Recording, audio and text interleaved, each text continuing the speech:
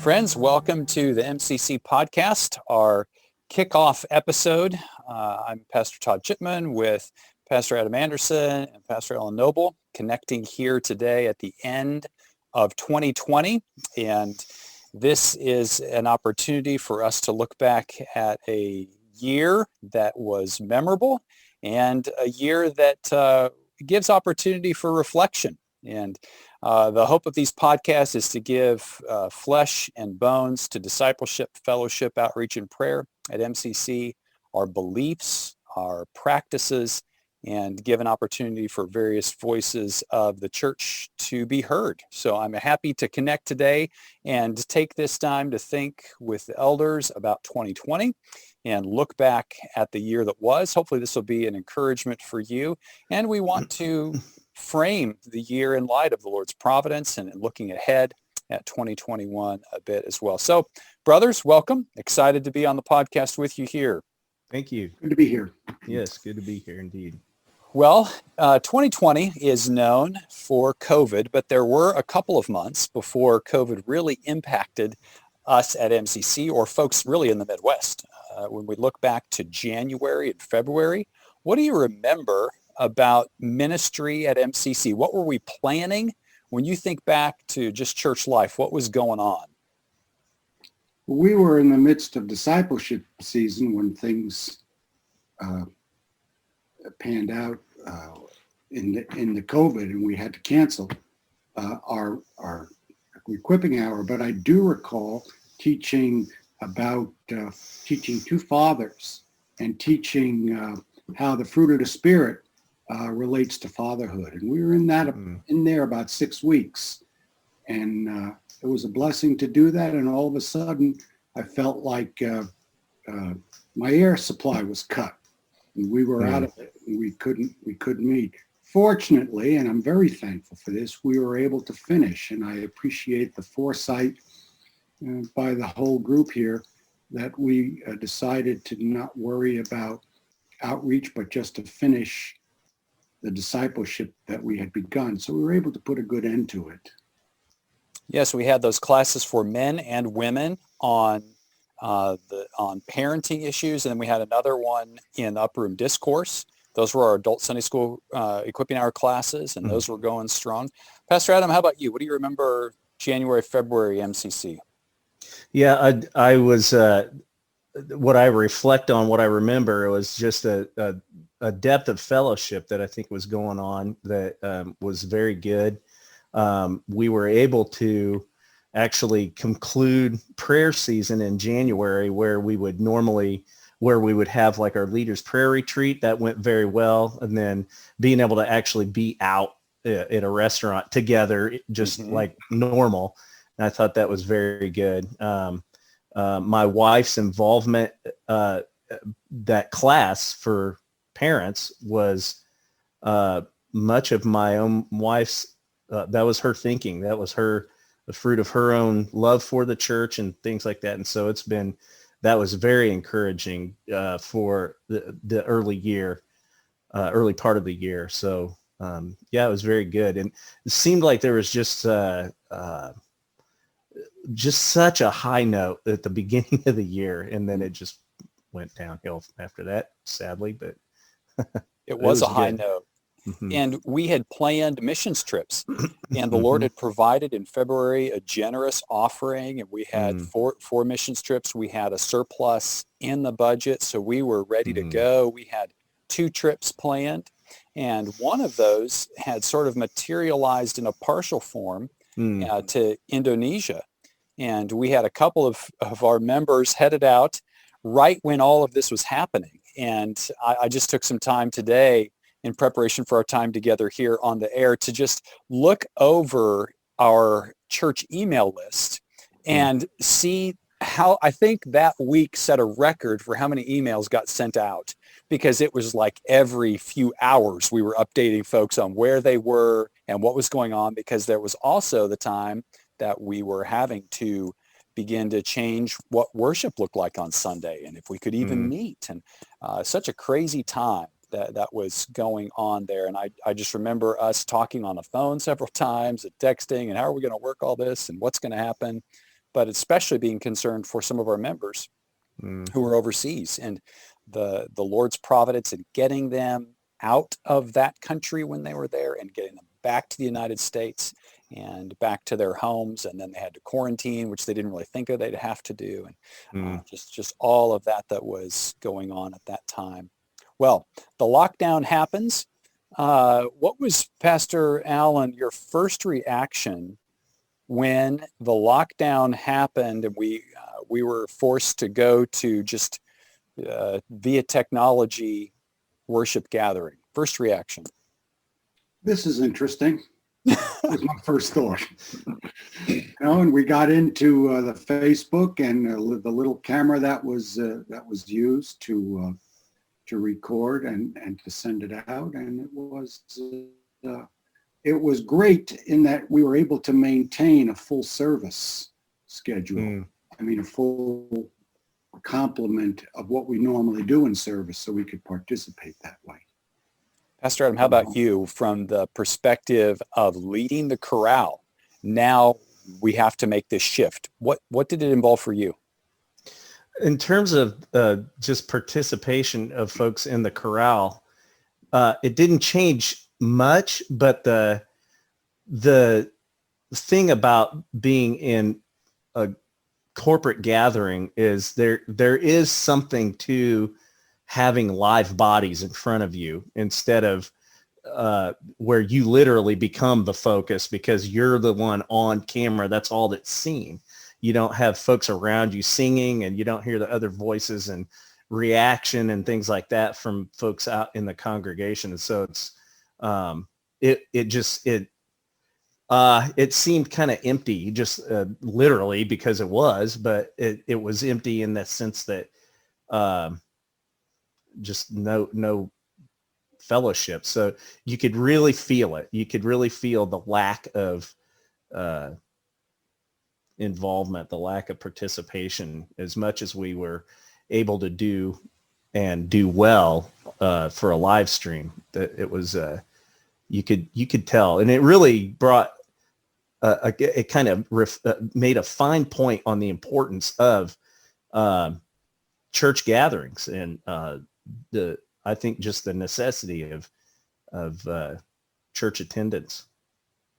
I was reflecting on those early days, and I remember at that time we could sing without masks, or that was the protocol, and so we didn't have masks on. I remember trying to sing as loudly as I could, and then thinking maybe I shouldn't be singing this loudly because I'm probably heard through the mic.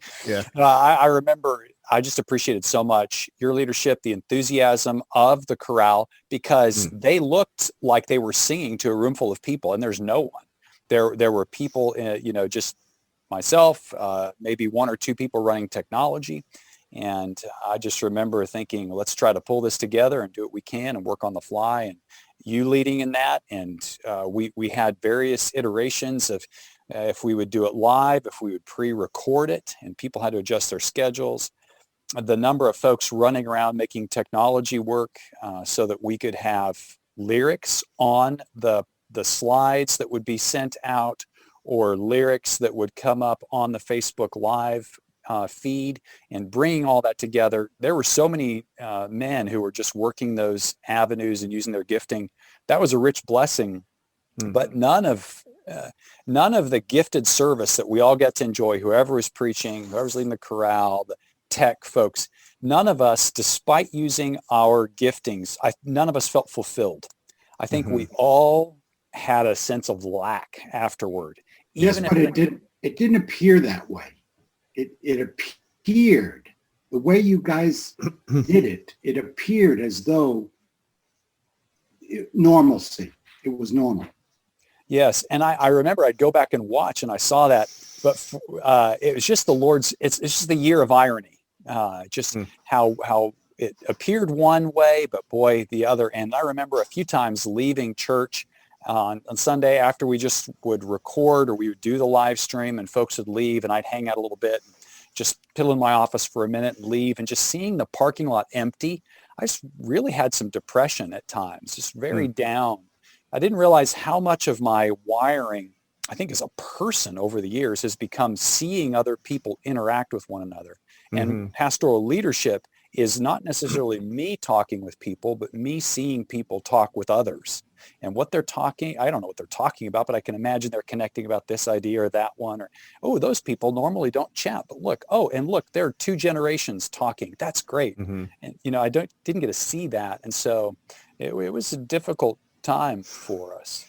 We weathered it though. The Lord was faithful. We got through Easter. We got through Mother's Day. Fast forward to June when we got back together. You guys remember what it was like getting back together? Any reflections on that? Pastor Adam, how about you? Getting back together. It was great. Although there was we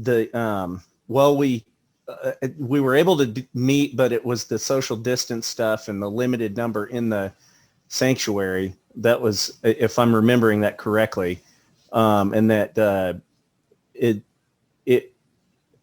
it was like, yeah, it's like just being, I don't know. I think I'm somewhat pessimistic sometimes, and it just seemed a little, I don't know, it just wasn't the same, but it was great having folks there. And I would say also, just to piggyback on the, from the time previous, was that it was a blessing to see other people involved. And what fellowship you had among those who were able to serve. It was because it was a totally different dynamic. You got to be a part of folks' lives as they were, getting things set up and organizing. That was good. It was fun. We were few but mighty. Pastor, how about you? When you got back to when we were able to gather together, any early reflections? Well, I recall we were doing 2 services at first, correct? Mm-hmm. Yes. And so sometimes every other week I preferred it because we weren't having to get there as early, but then we'd have to get there early, but that was okay too. It just seemed I just thought the way it flowed was amazing, even though we had to split up and do 2 services, which in a related fact, it just shows how our MCGs even contributed to that, because it was an instrument by which we could guide the congregation when to come to this or come to that. We saw the MCG structure, yes, just flourish. Go ahead, Alan. Now, as it is now, when we have to split up the congregation, because of course, since September, numbers of sick people have been increasing. So the MCG structure helps us to structure our services so we know where we're going to be in each week. Yes, and the MCGs, what a remarkable blessing from the Lord this year, especially when we weren't able to meet corporately as a whole church. We were still able to meet in many instances as small groups at a park or in someone's backyard or something like that. We could get some fellowship, and just a rich blessing. And I'm so thankful for our MCG leaders, what a great job they did throughout the year. And I'm grateful. When I think about that first Sunday back together, it's one of my highlights of the year, because that was the day we also voted as a church to add to our deacon team.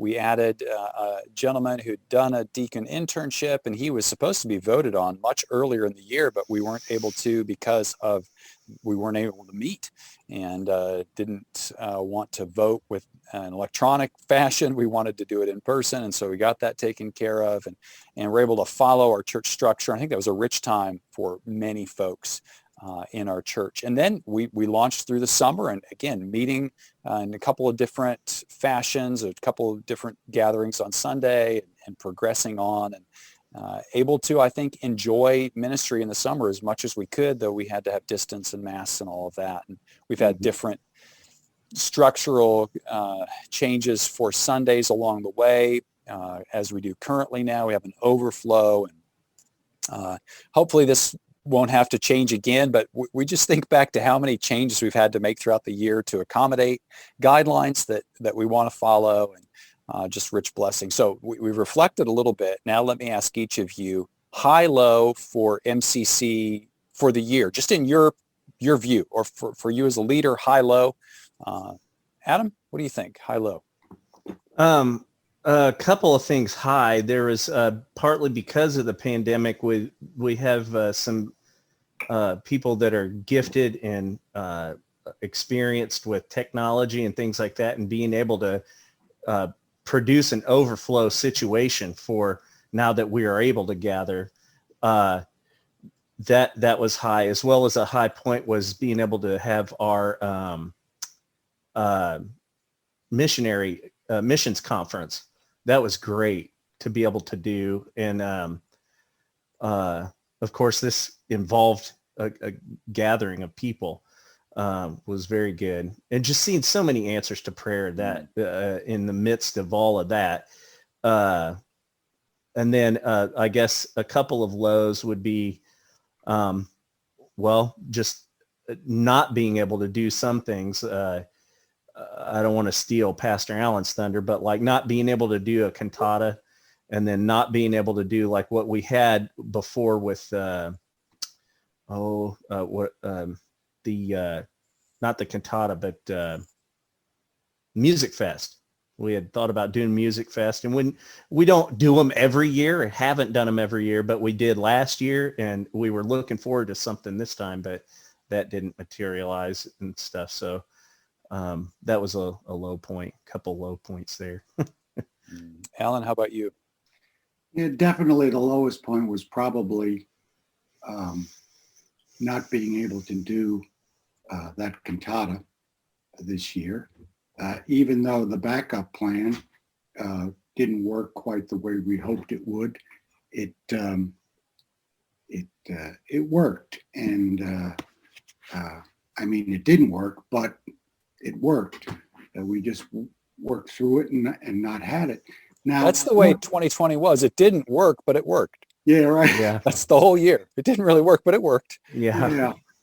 But one thing that was very encouraging to me that came out of it was people who expressed a desire and to be in it, even though we couldn't. I was encouraged by that. People really wanted to be there and do it. So that was very encouraging to me. Yeah, I thought so as well. It was kind of like if you could imagine like the difference between a real person and a mannequin. Much of 2020 was like a mannequin. But what it did do is it revealed the heart of people among us that really had a desire to do things.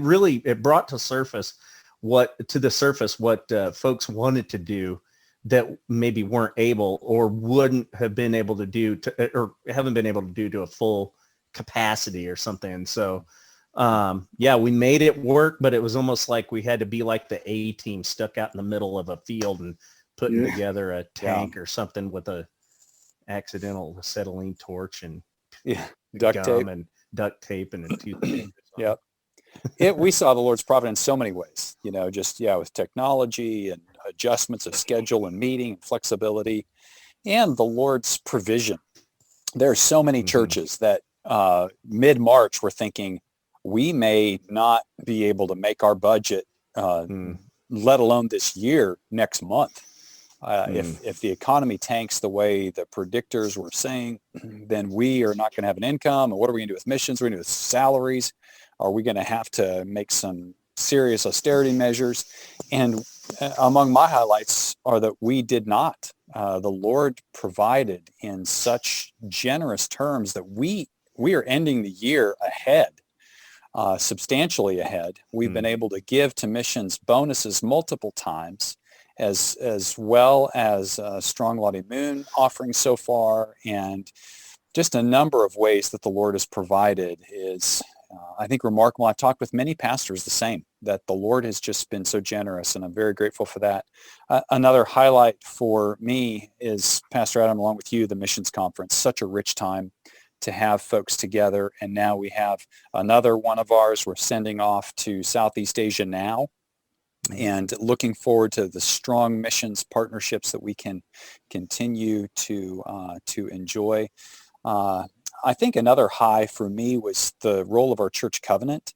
The Lord just gave me the idea while we were having to do technology only to read the church covenant every week. And I just wanted to do that to keep us together And I think it helped us to just remember relationships, to remember one another, to try to be encouraging to each other. I've already mentioned MCGs and the getting back to vote on a deacon and expanding our deacon team. Those are all rich blessings for our church, and looking forward to more. For me, one of the lows, again, just a few Sundays when I'd leave here and no one was here. And no cars in the parking lot still, no one hanging out in the foyer. And those are just down times, but that's a part of it, the way that it is. And so we have to roll with it, but the Lord's been faithful. All right, last word here, speed round. Christian doctrine that has impacted you most this year in a sentence or two, or maybe there's a sermon that most impacted you that you heard at MCC this year. Teaching. Pastor Adam, how about you? Probably the doctrine of God's faithfulness, just his faithfulness to be, even as we heard even this morning, of what he says is what he will do. And so answers to prayer and just his provision has been an exemplary sort of monument here this year of his faithfulness. Alan? I think for me, the idea of the doctrine of humility, if that is a doctrine, working for that even greater, cutting off peels like an onion to get deeper and deeper into fellowship with the Lord in a more humble way.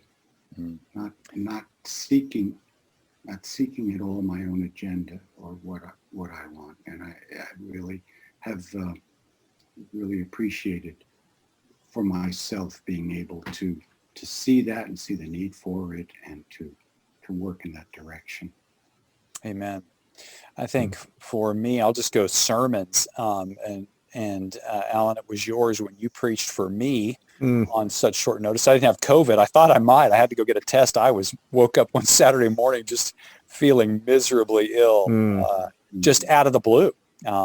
We'd had a men's fire the night before, and I was having a great time. The next morning I woke up and I just thought, oh, this is COVID, because I feel terrible. It must be COVID. And so I'm texting you guys, and Alan, I threw you my notes, and you put together a sermon that ministered to me so much. I watched from home. Just the application was rich, and to families and kids, and that's important. So, well, folks, this is our first MCC podcast. Hope you're encouraged, and I'm looking forward to 2021 together, and I know that you are. We're signing off. Thanks for tuning in. Have a great day. Right. Bye-bye.